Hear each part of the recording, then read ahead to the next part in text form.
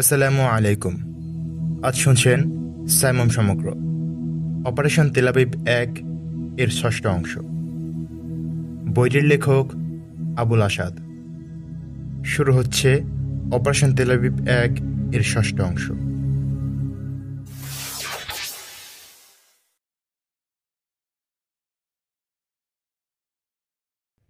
গভীর রাত। মাহমুদ তখনও তার টেবিলে বসে, চারদিক নিঝুম, নিস্তব্ধ। রাস্তার বিজলি বাতিগুলো চাঁদের আলোয় ফিকে মনে হচ্ছে। জানালা দিয়ে বাইরে তাকিয়ে আছে সে। দূরে ভূমধ্যসাগরের জলরাশির উপর চাঁদের আলো এক মায়ারাজ্যের সৃষ্টি করেছে। মাহমুদ সেদিকে তাকিয়ে আছে ঠিকই, কিন্তু মনে তার চিন্তার ঝড়। সে মনে মনে ওসিয়ান কিং জাহাজের দৃশ্যটা কল্পনা করে নেয়। কাপ্তান কক্ষ, ইঞ্জিন রুম, ফুয়েল ট্যাঙ্ক, বহনকৃত মালপত্রের সেল, স্টাফদের কক্ষ, প্রশস্ত উন্মুক্ত ডেক প্রভৃতি নিয়ে জাহাজটি ধ্বংস করার জন্য ফুয়েল ট্যাঙ্কে বিস্ফোরণ ঘটাতে হবে। ইউরেনিয়াম ও আণবিক গবেষণার অন্যান্য মালমশলা যাতে সরিয়ে নেওয়ার কোনো সুযোগ না পায়, সেজন্য সেখানেও দ্রুত আগুন ধরাবার ব্যবস্থা করতে হবে। এসব কাজ অবশ্যই জাহাজে পৌঁছার পর ভোজ অনুষ্ঠানের আগেই সম্পন্ন করতে হবে। পরিকল্পিত সময় বিস্ফোরণের জন্য ডেজিচেনের ব্যবহারই উপযুক্ত বিবেচনা করল সে। ডেজিচেনের এক প্রান্তে জুড়ে দেওয়া যাবে ডেটোনেটর। ডেটোনেটরের সঙ্গে ইচ্ছামতো সময়ের টাইম ইগনিটর ব্যবহার করা যায়। সেফটি পিন তুলে নেওয়ার পর টাইম ইগনিটরে নির্দিষ্ট সময়ে বিস্ফোরণ ঘটে থাকে।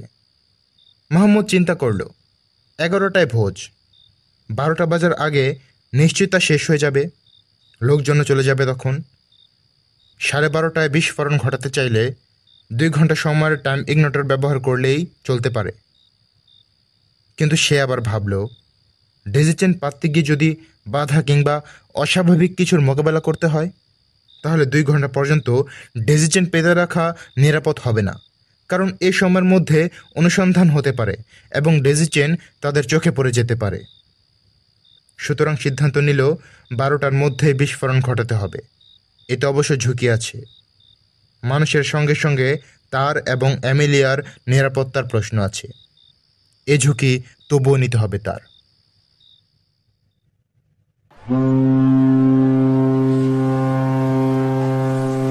ওসিয়ান কিং জাহাজের ডেকে যখন মাহমুদরা পা রাখল, তখন 10:29। আজকের প্রীতিভোজ ইসরায়েলি স্বরাষ্ট্র বিভাগ কর্তৃক ইসরায়েলি পরমাণু বিজ্ঞানী এবং ইসরায়েলের জন্য আণবিক গবেষণার গুরুত্বপূর্ণ মাল মশলা ও যন্ত্রপাতি বহনকারী ওসিয়ান কিং জাহাজের ক্যাপ্টেন ক্রুদের সম্মানে আয়োজিত। অবশ্য এ ভোজে অ্যামিলিয়াদের মতো বাছাই করা কিছু অতিথিদেরও আমন্ত্রণ জানানো হয়েছে। জাহাজে ওঠার সিঁড়ির মুখে দাঁড়িয়ে ইসরায়েলি স্বরাষ্ট্র বিভাগের একজন ঊর্ধ্বতন কর্মচারী ও জাহাজের ক্যাপ্টেন অতিথিদের সম্ভাষণ জানাচ্ছেন। মাহমুদ ও অ্যামিলিয়া ওদের সঙ্গে করমর্দন করে উপরে উঠে গেল। মাহমুদ লক্ষ্য করল, স্বরাষ্ট্র বিভাগীয় অফিসার মিস্টার গ্রিনবার্স ও ক্যাপ্টেন মিস্টার আদ্রে সাইমনের পিছনে আরেকজন দাঁড়িয়ে রয়েছে। তিনি হলেন ইসরায়েলি অভ্যন্তরীণ নিরাপত্তা বিভাগ সিনবেথের সহকারী পরিচালক মিস্টার হফম্যান। মাহমুদের ঠোঁটের কোণে এক টুকরো বাঁকা হাসি খেলে গেল। টেবিল আর চেয়ার দিয়ে সুন্দর করে ডেক সাজানো হয়েছে। আমন্ত্রিত অতিথিদের অনেকেই এসে গেছেন।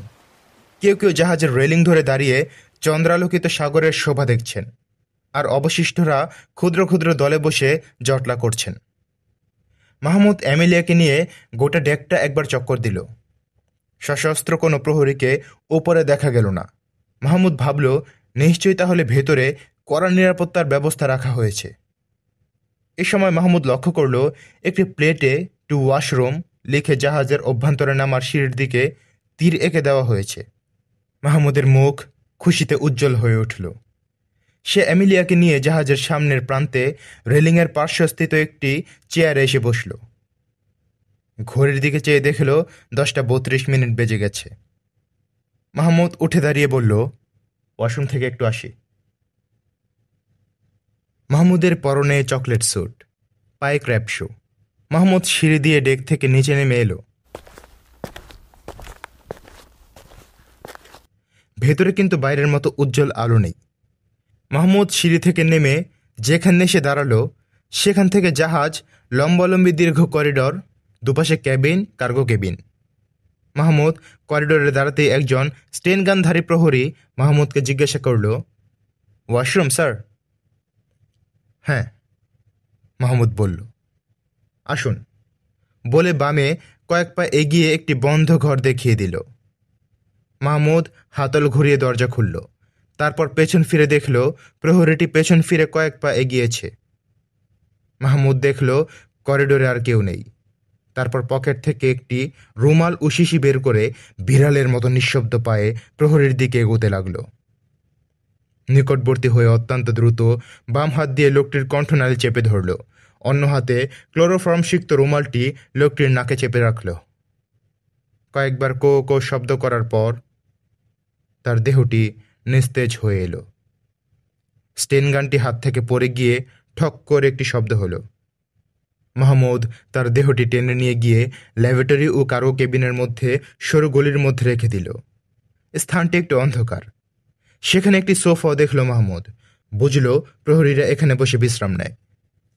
মাহমুদের হাতে সাইলেন্সার লাগানো রিভলভার। মাহমুদ ইঞ্জিন রুমের সিঁড়িতে পা রাখতে যাবে এমন সময় পেছন থেকে শব্দ ভেসে এলো, হ্যান্ডস আপ! মাহমুদ হাত উঁচু করে দাঁড়িয়ে পড়ল। মাহমুদ তার পিঠে রিভলভারের ভারী স্পর্শে অনুভব করল। মাহমুদ আশু কর্তব্য ভেবে নিল। তারপর এক ঝটকায় বসে পড়ল এবং সঙ্গে সঙ্গেই পেছনে দাঁড়ানো লোকটির দুটো পা ধরে সামনে মারল হ্যাচকা টান। লোকটি কাত হয়ে পড়ে গেল। রিভলভারও ছিটকে গেল তার হাত থেকে। বজ্র মুষ্টিতে চেপে ধরল কণ্ঠনালী। মাত্র কয়েক মুহূর্ত, তারপর নিস্তেজ হয়ে এলো লোকটির দেহ। মাহমুদ তাড়াতাড়ি লোকটিকে টেনে এনে ইঞ্জিন রুমের এক কোণে গুজে রেখে দিল। লোকটির মুখের দিকে তাকিয়ে মাহমুদ চমকে উঠল, এ কি, মিস্টার হফম্যান? উজ্জ্বল হাসিতে মাহমুদের মুখ ভরে গেল। অগণিত মুসলিম বাস্তুত্যাগী আর বহু সাইমম কর্মীর রক্তে রঞ্জিত ইসরায়েলি গোয়েন্দা এই হফম্যানের হাত। এতদিনে সব লীলা অবসান হলো শয়তানের। মাহমুদ দ্রুত ইঞ্জিন রুমের পাশ দিয়ে জ্বালানি সঞ্চয় কক্ষে প্রবেশ করল এবং দ্রুত কাজে লেগে গেল। 3টি বৃহদাকার ট্যাঙ্ক। সৌভাগ্যক্রমে ট্যাঙ্কগুলো ঈষৎ উঁচু সারিবদ্ধ কতগুলো ইস্পাত বেজের উপর রাখা। মাহমুদ দ্রুত ডেজি চেন পেতে তার মাথায় ডেটোনেটর ও টাইম ইগনিটর জুড়ে দিল। প্রত্যেকটি ট্যাঙ্কের জন্য 2টি করে ডেজি চেন পাতল মাহমুদ। তারপর ফিরে এলো আবার ইঞ্জিন রুমে। সেখান থেকে উঠে এলো পূর্বের করিডোরে। করিডোরে কেউ নেই। মাহমুদ বুঝল প্রহরী ও জাহাজের ক্রুরা সবাই নিশ্চিন্তে ভোজসভার অনুষ্ঠানে যোগ দিয়েছে। মাহমুদ কার্গো কেবিনে ডিসজেন পাতার বিষয় বিবেচনা করে দেখল, কিন্তু এর প্রয়োজন হবে বলে মনে হলো না মাহমুদের। এবার নিশ্চিন্ত হয়ে সে প্রবেশ করল ওয়াশরুমে। বেশ করে হাত মুখ ধুয়ে বেরিয়ে এলো সেখান থেকে। ঘড়ির দিকে চেয়ে দেখল 10:47। মাহমুদ ভাবল এমিলিয়া নিশ্চয়ই এই দেরিতে উদ্বিগ্ন হয়ে উঠেছে। মাহমুদ সিঁড়ি বেয়ে উঠে এলো। সোজাসুজি এমিলিয়ার কাছে না গিয়ে রেলিংয়ের ধারে গিয়ে দাঁড়ালো। সে লক্ষ্য করল সে এখনও এমিলিয়ার দৃষ্টিতে পড়েনি। সাগরে চাঁদের স্থির প্রতিবিম্বের দিকে এক দৃষ্টিতে তাকিয়ে আছে মাহমুদ। স্থির চাঁদের ওই আলোকশিখা মাহমুদের মনকে টেনে নিয়ে গেল জর্দানের পাহাড় আর তার পাশের উপত্যকা ভূমিতে। সেখানে তাঁবু আর কুঁড়ে ঘরে বাস করছে অগণিত মানুষ, মুসলিম মানুষ। ওই মুসলিম মুসলমানদের জন্য আমরা এ পর্যন্ত কি করতে পেরেছি? সময় যতই গেছে ইসরায়েল তার বিষাক্ত থাবাকে আরও সুদৃঢ় করেছে, আরও সুবিস্তৃত করেছে। এমিলিয়া এসে মাহমুদের পাশে দাঁড়ালো। মাহমুদের দিকে চেয়ে মুচকি হেসে বলল, কি স্বপ্ন দেখছ? মাহমুদ চমকে উঠল, কিন্তু পরক্ষণেই মুখে ফুটিয়ে তুলল মৃদু হাসির রেখা। বলল, ভাবছি ভাবছি এই সাগর আর এ তারকাখচিত নিকষ কালো আকাশের অসীমত্বের কথা। আমরা কত ক্ষুদ্র। এই সাগর, ওই অসীম আকাশ আর এই বিচিত্র পৃথিবীর মালিক স্রষ্টা না জানি কত মহাশক্তিশালী। শান্ত ও অনুচ্চ স্বরে এমিলিয়া বলল, স্রষ্টাকে তুমি মহাশক্তিশালী মনে করো দানিয়েল? আমার স্বীকার করা বা না করার সঙ্গে এর সম্বন্ধ নেই অ্যামিলিয়া। মহাসৃষ্টির মাঝেই যে তার মহাশক্তির সাক্ষ্য নিহিত। স্রষ্টাকে তুমি অস্বীকার করতে পারো অ্যামিলিয়া, কিন্তু স্রষ্টাকে মানতে গেলে তো ধর্মকে মানতে হয়। আর ধর্মকে মানতে গেলে দেখো না কত ফাসাদ। যেমন, কোন ধর্ম মানব? ইহুদি না খ্রিস্টান না মোহামেডান? এত সংঘর্ষ আর বৈপরীত্য কেন? বলল অ্যামিলিয়া। বৈপরীত্য নেই অ্যামিলিয়া। মুসা, যীশু খ্রিস্ট আর মুহাম্মদ, তাদের মূল শিক্ষা একই। ব্যবহারিক ক্রিয়াকর্মের মধ্যে পার্থক্য আছে। শুধু এই পার্থক্যকে শাসনতন্ত্রের পরিবর্তন ও সংশোধনের সঙ্গে তুলনা করা যায়। কিন্তু এটা স্বীকার করে নিলে যে ইসলামকে মানব সমাজের জন্য শেষ ও অনুসরণীয় একমাত্র জীবন বিধান বলে মেনে নিতে হয়। কিন্তু যা সত্য তাকে আমরা অস্বীকার করবা কেমন করে? এটা গুরুতর কথা ড্যানিয়েল। এত সহজে এমন কথা তুমি বলতে পারো না। যাক, আজ ধর্মের কি সত্যি কোনো প্রয়োজন আছে বলে তুমি মনে করো? ধর্মের অর্থ জীবন পদ্ধতি। সুতরাং এই ভূমণ্ডলে মানুষের জীবন যতদিন থাকবে, ধর্মের প্রয়োজনও ততদিন থাকবে। জীবন পদ্ধতি তো আমরা নিজেরাই বানাতে পারি, নিজেরাই গড়ে নিতে পারি। তা পারি। এ ধরনের জীবন পদ্ধতি ফেরাউন, নমরুদ, সাদ্দাত গড়ে তুলেছিল। প্লেটো, রুশো, ভল্টেয়ার মানুষের জন্য নতুন জীবন পদ্ধতির দিক নির্দেশ করেছিল। হেগেল, কার্ল মার্কস মানব সমাজের জন্য ঐতিহাসিক বস্তুবাদের আলোকে নতুন জীবন দর্শনের রূপরেখা এঁকে গেছে, এবং সে মোতাবেক লেনিন, মাও সেতুং এর নেতৃত্বে রাশিয়া ও চীনে সর্বাত্মক বিপ্লব সাধিত হয়েছে। গণতন্ত্রের উপর ভিত্তিশীল এক নয়া সমাজ পদ্ধতি। অবশ্য প্রকৃতপক্ষে এটা প্রাচীন গ্রীসীয় সমাজ সভ্যতার নবতর সংস্করণ পশ্চিমা দেশগুলোতে চালু আছে, কিন্তু এগুলোর কোনো একটিও কি রাষ্ট্র, সমাজ ও ব্যক্তি জীবনে শান্তির সন্ধান দিতে পেরেছে?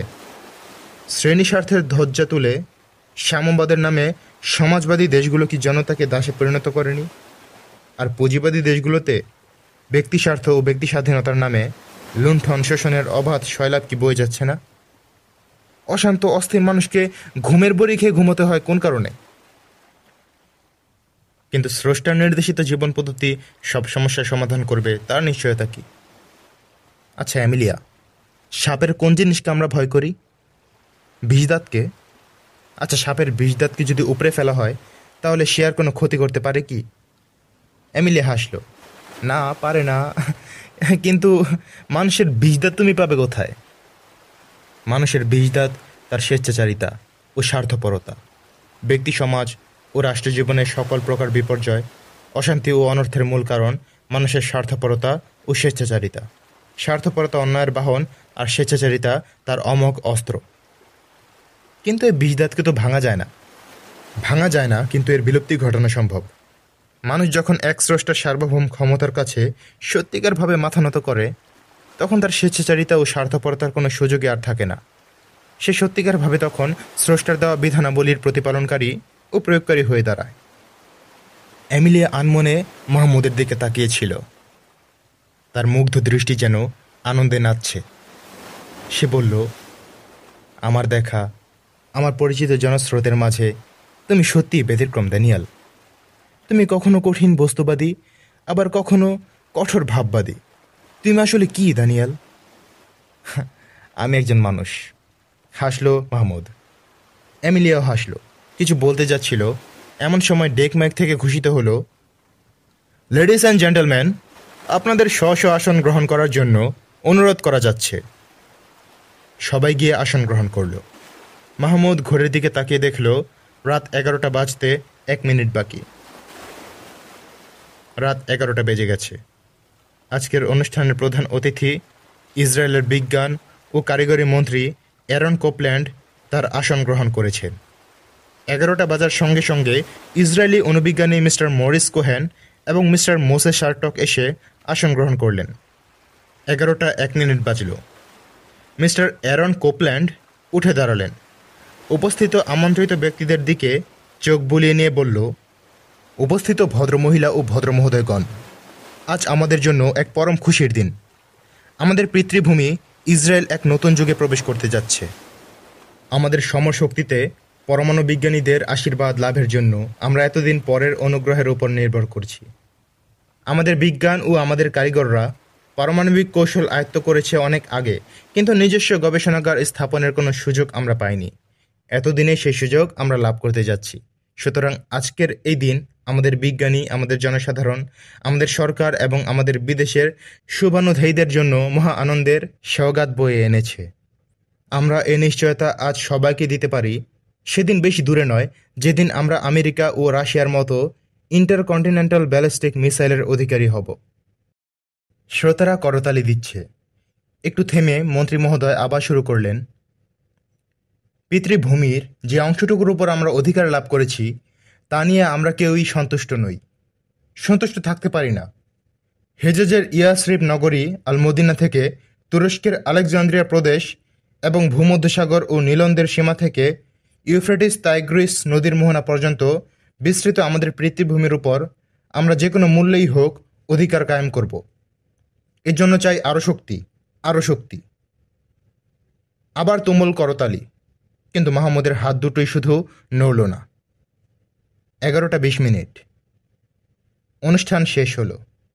খাবার প্রস্তুতি শুরু হলো। মাহমুদের মন চঞ্চল হয়ে উঠল। আর 3 মিনিটের মধ্যেই প্রথম বিস্ফোরণ ঘটার কথা। এর মধ্যে কি মানুষের খাওয়া শেষ হবে? অনুষ্ঠানে 10 মিনিট সময় নিয়েছে। অন্যদিকে তার চিন্তা, আল্লাহ কি দয়া করবেন?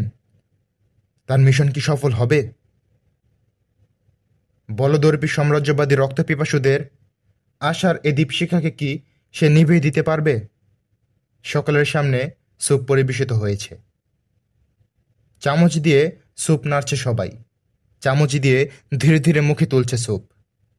সবার মতো মাহমুদের মুখেও স্যুপ উঠছে, কিন্তু তার মন আশা নিরাশার তরঙ্গঘাতে অশান্ত চঞ্চল। পলপল করে সময় বয়ে চলল। খাওয়ার শেষ পর্যায়ে। অনেকের খাওয়া শেষ হয়েছে, উঠেও গেছে অনেকে। সময় 11:50।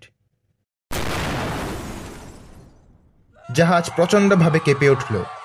প্রচণ্ড বিস্ফোরণের শব্দ, সঙ্গে সঙ্গে এক বিরাট অগ্নিপিণ্ড আকাশের দিকে উঠে গেল।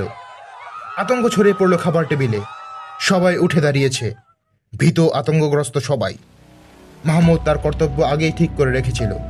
এমিলিয়াকে বলল, এসো আমার সঙ্গে। বলে সে ছুটল ডেক থেকে জেটিতে নামার সিঁড়ির দিকে। জাহাজ কাঁপছে। প্রথম বিস্ফোরণের ফলে উৎক্ষিপ্ত অগ্নিপিণ্ড নিচে নেমে জাহাজে ছড়িয়ে ছিটিয়ে পড়ল। সিঁড়ির মুখে গিয়ে মাহমুদ এমিলিয়াকে বলল, হাত দিয়ে গলা জড়িয়ে ধরে আমার পিঠে ওঠো। এমিলিয়ার মুখ ভয়ে ফ্যাকাশে হয়ে গেছে। সে কাঁপছে। মাহমুদের আদেশ পালন করল সে। অভ্যস্ত মাহমুদ দ্রুত কম্পম্যান সিঁড়ি দিয়ে জেটিতে নেমে এলো। জেটিতে পা রাখার সঙ্গে সঙ্গে আরেকটি বিস্ফোরণের শব্দ হলো। মাহমুদ পেছনে ফিরে দেখল জাহাজের বিজলিবাতি নিভে গেছে, কিন্তু বিস্ফোরণের ফলে উৎক্ষিপ্ত আগুন জাহাজকে আলোকিত করে তুলেছে। সেই আলোতে দেখা গেল জাহাজের একটা অংশ সম্পূর্ণ উড়ে গেছে। দ্বিতীয় বিস্ফোরণের অগ্নিপিণ্ড জাহাজে ছড়িয়ে পড়ায় জাহাজের স্থানে স্থানে আগুন জ্বলতে দেখা যাচ্ছে। মাহমুদ এমিলিয়াকে নিয়ে জেটি থেকে আরেকটু দূরে সরে এলো। মাহমুদ দেখল অনেকে তার মতো করেই সিঁড়ি দিয়ে জেটিতে নেমে এলো। আরেকটি বিস্ফোরণ ঘটল এই সময়। মনে হলো জাহাজটি যেন একদিকে কাত হয়ে গেল। অপেক্ষাকৃত ছোট আরও অনেকগুলো বিস্ফোরণের শব্দ শোনা গেল। জাহাজের অন্যান্য কয়েক স্থান থেকেও আগুনের লেলিহান শিখা দেখা যেতে লাগলো। দূরে ফায়ার ব্রিগেডের গাড়ির ঘণ্টাধ্বনি শোনা গেল। মাহমুদ ও এমিলিয়া গাড়িতে গিয়ে বসল। মাহমুদ গাড়ি ছেড়ে দিল। পোর্ট রোড ধরে গাড়ি তীব্র গতিতে পূর্ব দিকে এগিয়ে চলেছে।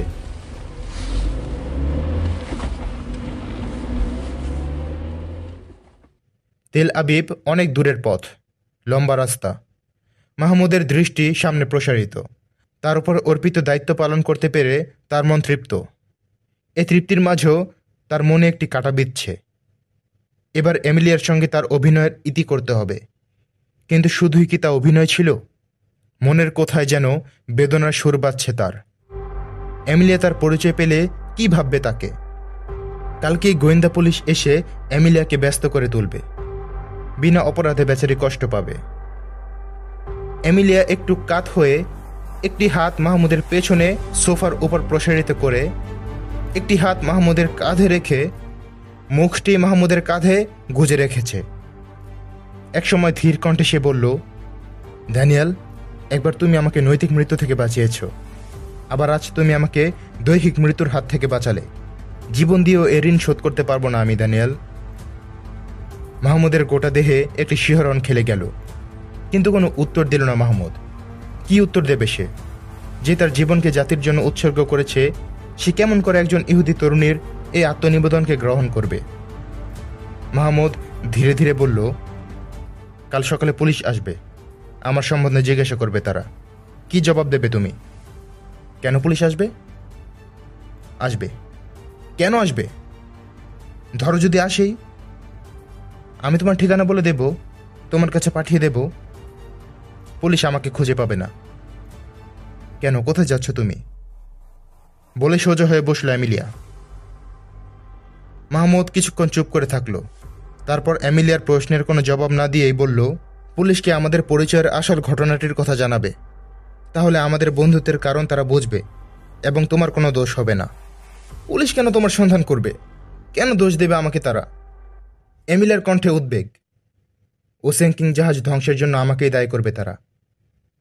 কেন তা করবে? তুমি ওই কাজ করতে যাবে কোন কারণে? মাহমুদ মুহূর্তের জন্য এমিলিয়ার মুখের দিকে তাকালো। তার লাবণ্য ভরা মুখটি উদ্বেগ উত্তেজনায় যেন কাঁপছে। ওর কোমল হৃদয়ে আঘাত দিতে কষ্ট লাগছে মাহমুদের, তবুও সত্য ঘটনা তাকে বলতেই হবে। মাহমুদ গভীর কণ্ঠে বলল, ওশেন কিং জাহাজের ফুয়েল ট্যাঙ্কে আমি বিস্ফোরণ ঘটিয়েছি এমিলিয়া। তুমি? এমিলিয়ার কণ্ঠ আর্তচিৎকারের মতো শোনালো। বিস্ময় উত্তেজনায় এমিলিয়ার মুখ হা হয়ে গেছে। সে নির্বাক দৃষ্টিতে তাকিয়ে আছে মাহমুদের দিকে। মাহমুদ আবার এমিলিয়ার দিকে চাইল। তার মুখে ফুটে উঠল হাসির রেখা, কিন্তু তা যেন হাসি না, কান্না। বলল, জানি এমিলিয়া, তুমি বিস্মিত হয়েছ। হয়তো ভাবছ আমি কেমন করে অমন খুনি হতে পারলাম, কিন্তু তুমি জানো না, ওশেন কিং জাহাজে যে অগ্নিকুণ্ড তুমি দেখেছ, তার চেয়েও অনেক বড় অগ্নিকুণ্ড আমার হৃদয়ে জ্বলছে। শুধু শুধু আমার হৃদয় নয়, ফিলিস্তিন থেকে বিতাড়িত আমার মতো লাখো আরব মুসলমানের হৃদয়ে এ আগুন অমনিই জ্বলছে। তুমি আরব? তুমি মুসলমান? এমিলিয়ার কণ্ঠ আর্তনাদ করে উঠল। হ্যাঁ এমিলিয়া, আমি মুসলমান। বিস্ময় বিস্ফোরিত এমিলিয়ার চোখ। গভীর বেদনায় শক্ত নীল হয়ে উঠেছে এমিলিয়ার শুভ্র গণ্ডদেশ। গোলাপের মতো ঠোঁট দুটো তার কাঁপছে। বিহ্বল দৃষ্টিতে মুহূর্ত কাল মাহমুদের দিকে চেয়ে থাকল, তারপর ভেঙে পড়ল কান্নায়। উপর হয়ে হাঁটুতে মুখ গুজে ফুপিয়ে ফুপিয়ে কাঁদছে সে। মাহমুদের দৃষ্টি সামনে প্রসারিত। জনবিরল প্রশস্ত রাস্তা, তীব্র গতিতে এগিয়ে চলেছে কার্ডিয়াক। মাহমুদ এমিলিয়ার দিকে চাইল। কাঁদুক, কাঁদা উচিত। চোখের পানিতে ধুয়ে মুছে যাক মাহমুদের সব স্মৃতি। খোলা প্রশস্ত গেট দিয়ে ডেভিড বেনগুরিয়ানের বারান্দায় প্রবেশ করল গাড়ি। মাহমুদ গাড়ি থেকে নেমে পাশ ঘুরে এসে গাড়ির দরজা খুলে ধরে বলল, নেমে এসো। এমিলিয়া মুখ তুলল। অশ্রু ধোয়া মুখ তার। দু একটি অবিন্যস্ত চুল মুখে এসে পড়েছে, অশ্রুতে ভিজে গেছে সেগুলোও। কঠিন আঘাতে যে চোখে অশ্রু আসে না, মাহমুদের সে চোখ দুটো ভারী হয়ে উঠল। এমিলিয়া বেরিয়ে এসে মাহমুদের পাশে দাঁড়াল। নতমুখী এমিলিয়া। দুজনই নির্বাক। প্রথমে কথা বলল মাহমুদ। বলল, পরিচয় গোপন করার জন্য এবং তোমাকে এমন করে আঘাত দেওয়ার জন্য আমি ক্ষমাপ্রার্থী এমিলিয়া। তুমি যদি আমাকে ভুল না বোঝো, তাহলে আমাকে তুমি ক্ষমা করতে পারবে। এমিলিয়া নীরব, কোনো কথা বলল না, মুখও তুলল না সে। মাহমুদ আবার বলল, আর যদি প্রতিশোধ নিতে চাও, তাহলে আমাকে পুলিশে ধরিয়ে দাও, আমি রাজি আছি। এমিলিয়া যেন পাথর হয়ে গেছে। কোনো উত্তর এলো না তার কাছ থেকে। যেন অলক্ষ্যে একটি দীর্ঘশ্বাস বেরিয়ে এলো মাহমুদের বুক থেকে। চোখের কোন বোধ হয় ভিজে এলো তার। সে বলল, তাহলে আসি এমিলিয়া, পারলে ক্ষমা করো। দুহাতে মুখ ঢেকে ফুপিয়ে উঠল এমিলিয়া। মাহমুদ কয়েক পায়ে গিয়েছিল, ফিরে এলো আবার। এমিলিয়ার মুখ তুলে ধরে ডাকল, এমিলিয়া। ড্যানিয়েল বলে মাহমুদের হাত জড়িয়ে ধরে বাঁধ ভাঙা কান্নায় ভেঙে পড়ল এমিলিয়া। আর দানিয়েল নয় এমিলিয়া, আমার নাম মাহমুদ, ধীর স্বরে বলল মাহমুদ। এমিলিয়া কেঁদেই চলল। মাহমুদের হাত এমিলিয়ার চোখের পানিতে ভিজে গেল। মাহমুদ বলল, মুখ তোলো, কথা বলো এমিলিয়া। এমিলিয়া ধীরে ধীরে মুখ তুলল। অবিন্যস্ত চুল আর অশ্রু ধোয়া এমিলিয়াকে দেখে মনে হচ্ছে কি এক প্রচণ্ড ঝড় বয়ে গেছে এমিলিয়ার ওপর দিয়ে। তার নীল শান্ত চোখে কি নিশিম মায়া। বলল সে, আবার কবে দেখা হবে? শক্ত একটি প্রশ্ন। মাহমুদ বলতে চাইল, স্রোতে ভাসা পানার মতো নিরুদ্দিষ্ট আমাদের জীবন। কোনো আবর্ত কোথায় কখন আমাদের নিয়ে যাবে তা আমরাও জানি না। কিন্তু কথা বাড়াতে চাইল না মাহমুদ। বলল, যদি কোথাও দূরে চলে না যাই তাহলে দেখা হবে। আর যদি দূরে চলে যাও? অবরুদ্ধ কান্নায় কাঁপতে লাগলো এমিলিয়ার ঠোঁট দুটো। একটি যাযাবর জীবনের জন্য তুমি অপেক্ষা করবে এমিলিয়া? এমিলিয়ার দুই গণ্ড বেয়ে আবার নেমে এলো অশ্রুর দুটো ধারা। বলল সে, কোনো কথা নয়। কথা দাও তুমি আসবে। কথা দিলাম আসব। বেশ, বলে এমিলিয়া মাহমুদের হাত ছেড়ে দিয়ে বলল, এ সময় এ অঞ্চলে কোনো ট্যাক্সি পাবে না। হেঁটে যাবে কেমন করে? চলো আমি তোমাকে রেখে আসব। মাহমুদ ম্লান হাসল। বলল, এতক্ষণ তোমাদের গোয়েন্দারা হয়তো আমার সন্ধানে ছুটে আসছে। তোমাকে আর কোনো বিপদে জড়াতে চায় না এমিলিয়া। কিন্তু তোমার বিপদের কথা তুমি ভাবছো না কেন? বিপদ আমাদের নিত্য খেলার সাথী। কোনো চিন্তা করো না তুমি। আর আমাকে হেঁটে যেতে হচ্ছে না। তোমাদের গেটের বাইরে আমার জন্য গাড়ি অপেক্ষা করছে। বলে মাহমুদ ঘড়ির দিকে তাকিয়ে বলল, আসি এমিলিয়া, খোদা হাফেজ। আচ্ছা এসো, কম্পিত কণ্ঠে বলল এমিলিয়া। মাহমুদ কয়েক কদম এগিয়ে আবার পেছন ফিরে চাইল। দেখল এমিলিয়া একটি হাত গাড়ির উপর ঠেস দিয়ে এক দৃষ্টিতে তাকিয়ে আছে। গাড়ির জ্বলন্ত ম্লান আলো তার চোখের পানিতে প্রতিবিম্ব হয়ে চিকচিক করছে। হৃদয়ে কোথায় যেন মোচড় দিয়ে উঠল মাহমুদের। তার যাত্রাপথের দিকে এমনি ব্যাকুল দৃষ্টি নিয়ে কেউ চেয়ে থাকেনি। চোখ দুটো বুঝে এলো মাহমুদের। উচ্চারিত হলো তার কণ্ঠে, রব্বানা জাআলনা মুসলিমাইন লাকা। প্রভু আমার, তোমার কাছে আত্মসমর্পণকারী মুসলমানদের মধ্যে আমাদের সামিল করো।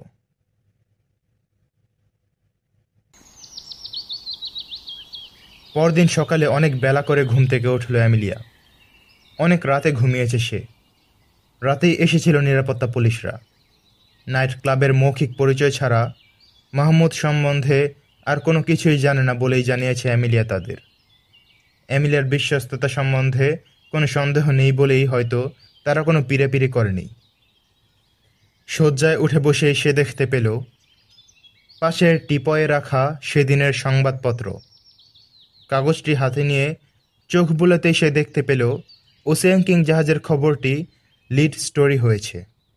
সে পড়ল, ওসিয়ান কিং জাহাজের ভয়াবহ অগ্নিকাণ্ড, অণুবিজ্ঞানী মিস্টার মরিস কোগেন সহ 5 জনের মৃত্যু, 2 জন নিখোঁজ, 10 জন আহত, সমুদয় কার্গো ভস্মীভূত। পরে ওসিয়ান কিং জাহাজে অগ্নিকাণ্ডের সময় ও পূর্ণ বিবরণ দিয়ে পরিশেষে লিখেছে, এই অগ্নিকাণ্ডে ইসরায়েলের $500 মিলিয়ন মূল্যের মহামূল্যবান যন্ত্রপাতি ও মালপত্র সম্পূর্ণ বিনষ্ট হয়েছে।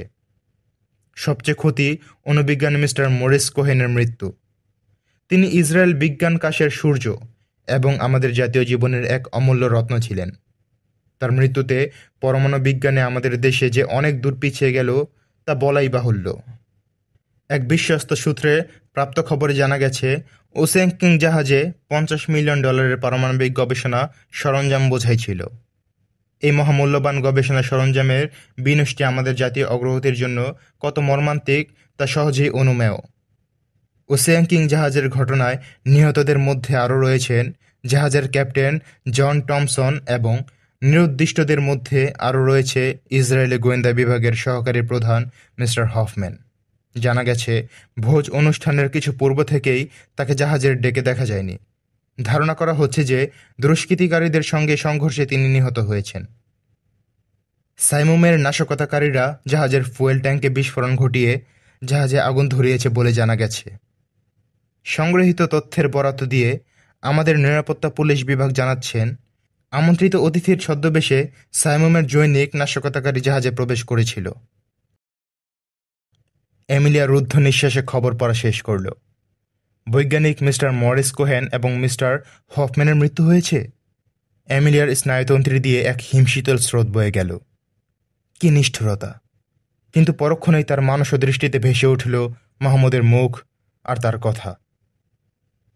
এমিলিয়া, তুমি জানো না, ও স্যাঙ্কিং জাহাজে যে অগ্নিকুণ্ড তুমি দেখেছ, তার চেয়েও অনেক বড় অগ্নিকুণ্ড আমার হৃদয়ে জ্বলছে। শুধু আমার হৃদয় নয়, ফিলিস্তিন থেকে বিতাড়িত লাখো আরব মুসলমানদের হৃদয়ে এ আগুন এমনইভাবে জ্বলছে। এমিলিয়ার মনে পড়ল, তাই তো, আমরা ইহুদিরা বিভিন্ন দেশ থেকে এসে ফিলিস্তিনি মুসলমানদের সহায় সম্পদ দখল করেছি, তাদেরকে তাদের পিতৃপুরুষের ভিটাবাড়ি থেকে উচ্ছেদ করেছি, আর যুগ যুগ ধরে মুক্ত আকাশের নিচে বৃষ্টি রোদের মধ্যে তাঁবুতে অমানসিক জীবনযাপন করছে তারা। এমিলিয়ার আরও মনে পড়ল গতকালকের ভোজসভায় বিজ্ঞান বিষয়ক মন্ত্রী মিস্টার অ্যারন কোপল্যান্ডের ভাষণ। হিজেজের ইয়াসরিব নগরী, মদিনা শরীফ থেকে তুরস্কের আলেকজান্দ্রিয়া প্রদেশ এবং ভূমধ্যসাগর ও নীলন্দের মোহনা পর্যন্ত বিস্তৃত আমাদের পৃথিবীভূমির উপর আমরা যে কোনো মূল্যেই হোক অধিকার কায়েম করব। ইসরায়েলের এ ঘোষণা লক্ষ্য তো কোনো আত্মরক্ষাকারী জাতি বা দেশের কথা নয়, এ যে সাম্রাজ্যবাদী দেশের আগ্রাসী নীতি। এ লক্ষ্য যদি অর্জিত হয়, তাহলে ওই বিশাল ভূখণ্ডের কোটি কোটি মুসলমানের ভাগ্যে কি ঘটবে? তারা কোথায় যাবে?